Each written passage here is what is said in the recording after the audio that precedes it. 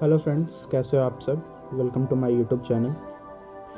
Thumbnail देख के idea लग ही गया होगा कि इस वीडियो में हम क्या बात करने वाले हैं, उसके फीचर्स क्या हैं, उसके डिटेल्स क्या हैं, सारा कुछ हम इस वीडियो में बात करेंगे। तो इस वीडियो में अंत तक बने रहें।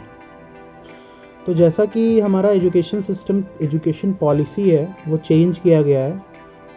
तो क्या क्या चेंजिंग है, क्या कुछ फीचर्स हैं, प्राइमरी लेवल में क्या चेंज है, सेकेंडरी लेवल में क्या चेंज है, हायर लेवल में क्या चेंज है, सारा कुछ हम इस वीडियो में जानेंगे। ठीक है, तो इस वीडियो को अंत तक देखो।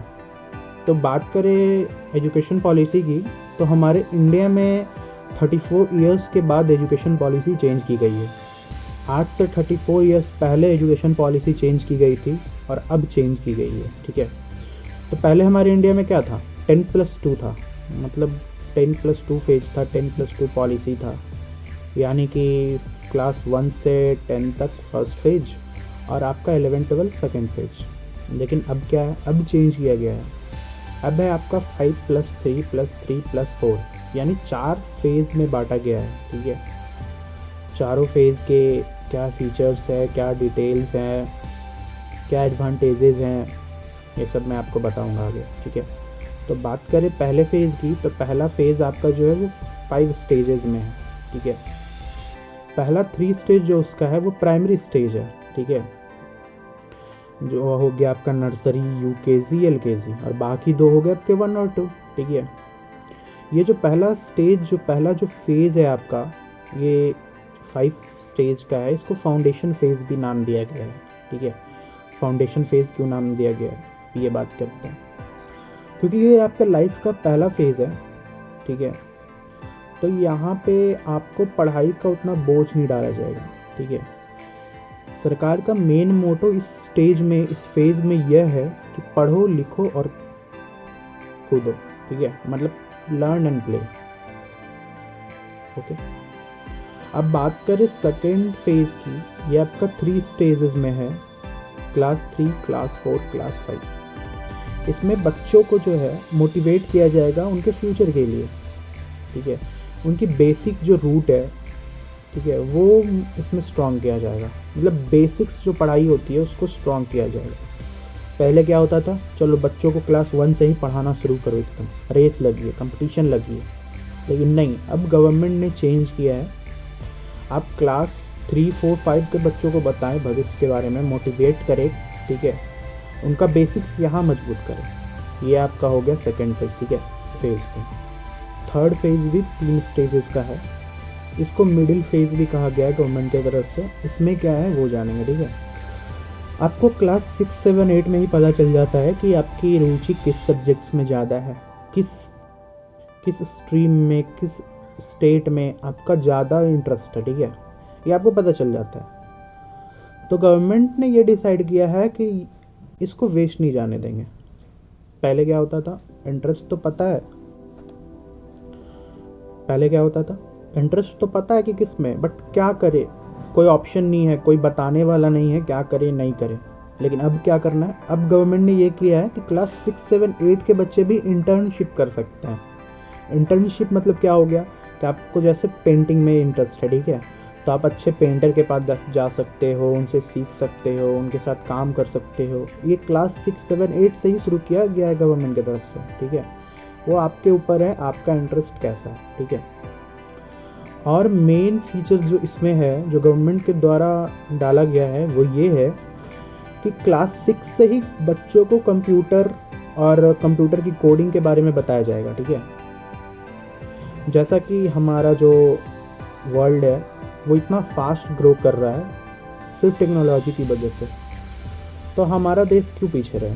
ठीक है, आज लोग बात करते हैं चाइना की, चाइना भी टेक्नोलॉजी की वजह से ही इतना विकसित किया है, क्योंकि वहाँ ऐसा ही है, वहाँ बच्चों को पहले से ही कोडिंग वगैरह टेक्नोलॉजी के बारे में बताया जाता है।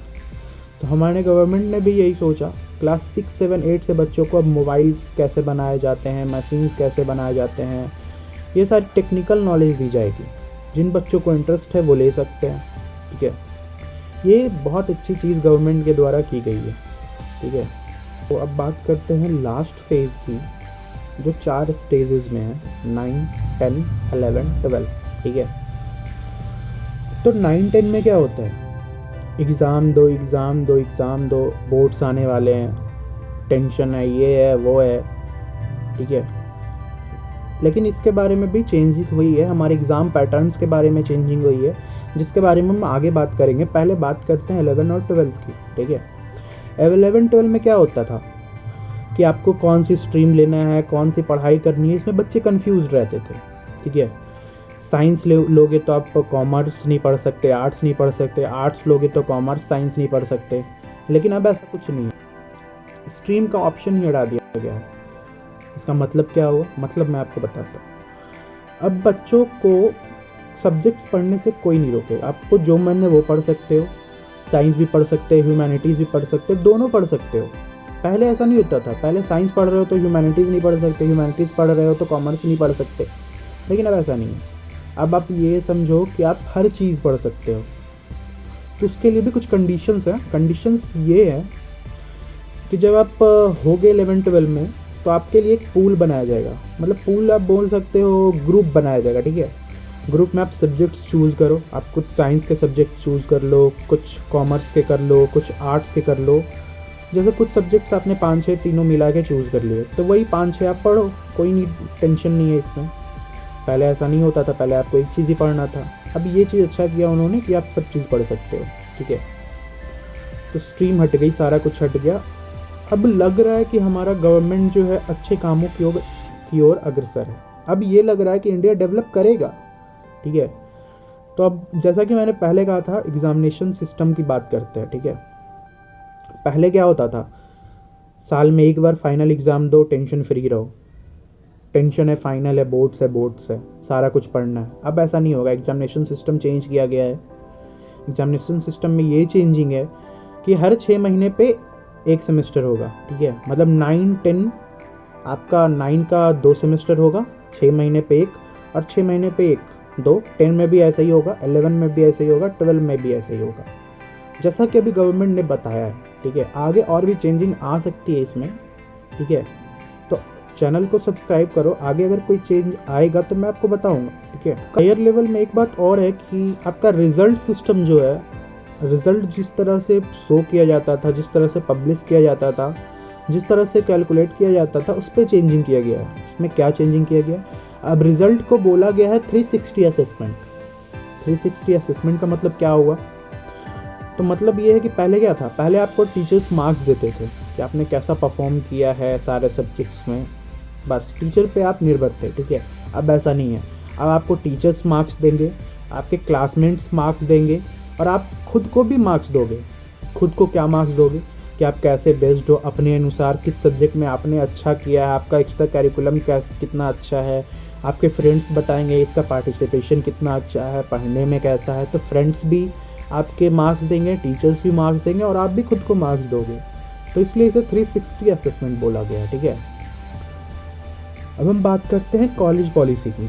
तो कॉलेज में क्या क्या एजुकेशन पॉलिसीज़ इंट्रोड्यूस की गई है उसके बारे में मैं आपको बताता हूँ, ठीक है। इसमें भी कुछ चेंजिंग की गई है। पहले क्या था कि अगर आप कट ऑफ उतनी है तो एडमिशन होगी, कट ऑफ नहीं है तो एडमिशन नहीं होगी। फॉर एग्जांपल कट ऑफ क्या होता है, जैसे DU दिल्ली यूनिवर्सिटी, वो हर एक साल कट ऑफ निकालती थी पार्टिकुलर स्ट्रीम के लिए और सब्जेक्ट्स के लिए, ठीक है। कितने कट ऑफ रहेंगे तो आपके एडमिशन के चांसेस हैं, नहीं रहेंगे तो नहीं है। अब ऐसा नहीं है, कट ऑफ हटाया गया है।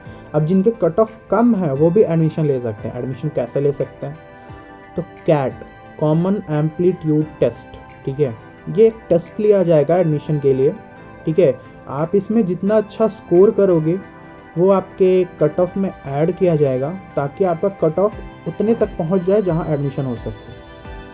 तो ये आप पे निर्भर है, एडमिशन लोगे या नहीं लोगे। कट ऑफ डिसाइड नहीं करेगा कि आपका एडमिशन होता ही नहीं। अगर आपका ये कैट अच्छा गया, कैट का एग्ज़ाम अच्छे से दे पाए तो एडमिशन हो जाएगा, बिल्कुल हो जाएगा, ठीक है। अब हम बात करते हैं सेमेस्टर्स की। कॉलेज में अब ये किया गया है कि every time exit every time entry, ठीक है। इसका मतलब क्या है, मतलब आप जब चाहे कॉलेज से निकल सकते हो, जब चाहे कॉलेज वापस ज्वाइन कर सकते हो। इसको गलत वे में ना समझे, मैं समझाता हूँ क्या मतलब है इसका। मतलब ये था कि पहले क्या था, आपकी अगर डिग्री, आपकी अगर ग्रेजुएशन 4 साल की है तो आपको पूरे 4 साल ही पढ़ने होंगे। अगर आप नहीं पढ़े तो आपको डिग्री नहीं दी जाएगी, ठीक है। लेकिन अब ऐसा नहीं है, आप पहले साल में भी कॉलेज में पढ़ के उसको छोड़ सकते हो, दूसरे में भी कर सकते हो, तीसरे भी पढ़ के छोड़ सकते हो और चौथे में कंप्लीट करके निकल सकते हो। ये आप पे अब निर्भर है। जैसे अब ये नहीं बोल रहा हूँ कि मैं आप कॉलेज का फर्स्ट ईयर करके निकल जाऊँ, मतलब बहुत सारे स्टूडेंट्स को कुछ प्रॉब्लम आ जाती हैं, फाइनेंशियल प्रॉब्लम, फैमिली प्रॉब्लम, कुछ वैसी प्रॉब्लम्स आती है जिससे वो आगे की पढ़ाई पूरी नहीं कर पाते, तो उनको डिग्री नहीं मिलती। तो गवर्नमेंट ने इस पर ध्यान दिया है। तो अब ये किया कि आप हर एक साल जिस साल में भी छोड़ोगे उसके अनुसार आपको डिग्री दी जाएगी, ठीक है। तो मतलब कि फर्स्ट ईयर में आप छोड़ोगे, ठीक है, तो आपको कोर्स सर्टिफिकेट के नाम पे डिग्री दी जाएगी। दूसरे साल छोड़ोगे तो डिप्लोमा के नाम पे दी जाएगी। तीसरे साल छोड़ोगे तो बैचलर्स के नाम पे दी जाएगी। और चौथे साल अगर कंप्लीट करके निकले तो आपको रिसर्च के नाम पे दी जाएगी। तो जो बच्चे अभी से रिसर्च में या कॉलेजेस में कुछ फंक्शंस, कुछ रिसर्च सेंटर्स में काम कर रहे हैं, उनके लिए ये फ़ायदेमंद है, उनको रिसर्च सर्टिफिकेट दी जाएगी, ठीक है। तो ये मतलब इसका हुआ कि every time you want entry, every time you want exit, it's your choice, ठीक है। और बहुत सारे फीचर्स हैं जो कॉलेजेस में इम्प्लीमेंट की जाएगी। संस्कृत लैंग्वेज पे ध्यान दिया जाएगा, संस्कृत लैंग्वेज को प्रमोट किया जाएगा कॉलेजेस में, संस्कृत में पढ़ाई की जाएगी, ठीक है, बहुत सारे कॉलेजेस में। आर्ट्स और कॉमर्स भी पढ़ाया जाएगा। पहले क्या होता था कि सिर्फ कॉलेज साइंस पढ़ाता था, इकोनॉमिक्स पढ़ाता था, जो अच्छे सब्जेक्ट थे उसको पढ़ाता था, ठीक है। अब क्या होगा कि आप कॉमर्स भी पढ़ाइए और आर्ट्स भी पढ़ाइए। हर कॉलेजेस, अच्छे कॉलेजेस में कॉमर्स और आर्ट्स और साइंस तीनों के बच्चे रहेंगे, ठीक है। इससे कंपटीशन लेवल जो होता है वो इक्वल हो जाएगा, ठीक है। पूरा एजुकेशन पॉलिसी यहीं तक था। आगे बहुत सारी चीज़ें इम्प्लीमेंट की जाएंगी, सुधार किया जाएगा। तो इसके बारे में मैं आपको फिर से बताऊंगा। इसके लिए आप चैनल को सब्सक्राइब करना ना भूलें, ठीक है। एक मेन चीज़ ये है कि इस बिल को कैबिनेट ने तो पास कर दिया है, ठीक है, लेकिन अभी संसद में पेश किया जाएगा, संसद में बिल पास होगा। बिल पास होने के बाद ये स्टेट में एज अ लॉ इम्प्लीमेंट किया जाएगा, स्टेट वाइज इम्प्लीमेंट किया जाएगा, ठीक है। बहुत सारे लोगों को ये जानना होगा कि इस बिल का क्या नाम है, ठीक है। इस बिल का नाम है नेशनल हायर एजुकेशन बिल, ठीक है। मोस्टली अप्रॉक्स अगर ये बिल पास हो जाता है, हो ही जाएगा, ये बिल पास होगा तो मोस्टली 2021-22 के सेशन तक ये रूल सारे जगह स्टार्ट हो जाएगा, ठीक है। आई होप आपको वीडियो पसंद आई होगी, सारा कुछ समझ में आया होगा कैसे है, क्या है, नहीं है। तो अगर आपको ये वीडियो पसंद आई, चैनल को सब्सक्राइब करें, लाइक करें, शेयर करें और आगे भी ऐसे ही वीडियोस आती रहेंगी।